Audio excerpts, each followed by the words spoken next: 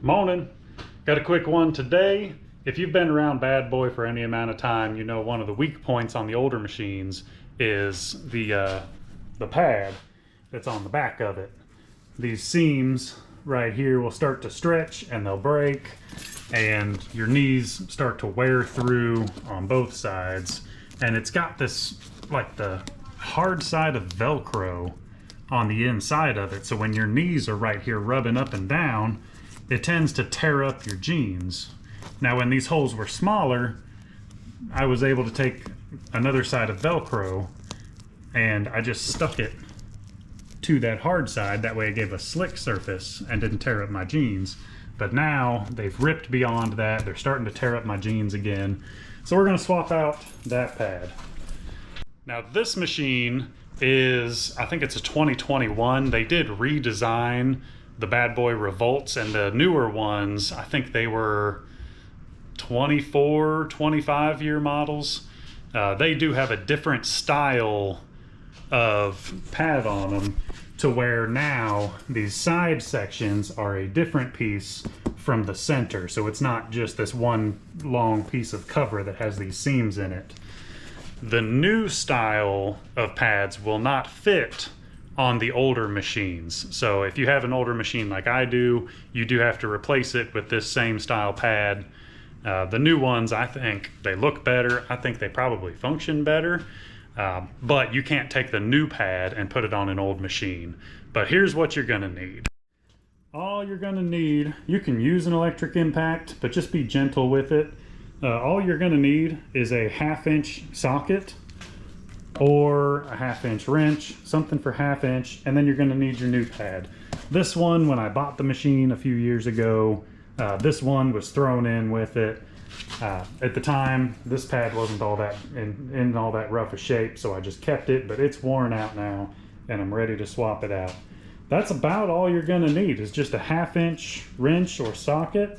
You know, these little magnetic trays, very handy, and a new seat pad, or leg pad, knee pad, whatever you want to call it.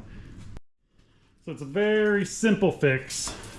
You lift up your hood here, and there's going to be 4 bolts on the back side of it. These are your 1/2 inch bolts. They've got a lock washer and a regular washer, and you just back those out. So you get your 1/2 inch socket, zip these out, take them, put them in your magnetic tray. That way you don't lose anything.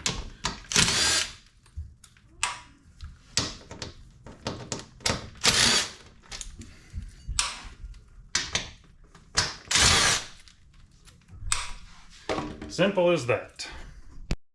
Then your old pad will simply come right off. Then you can take that, set it off to the side. Mine had some dirt that was underneath. Just kind of, wipe it off. Then your new pad, that's what it looks like on the back. Oh, look at that. It does have a part number. 071-6004-00. So there's your part number for this particular style. Now, these are just threaded inserts that are on the back of it. Nice and easy. They line up with the little slits in the backboard. Put that on there. Make sure it's facing the right direction. Then you just come down on the back side of it. Line them up. Always start your bolts by hand. That way you don't cross thread nothing. And jack it up. Get all 4 of your bolts in. Oh, kind of a weird angle to work in.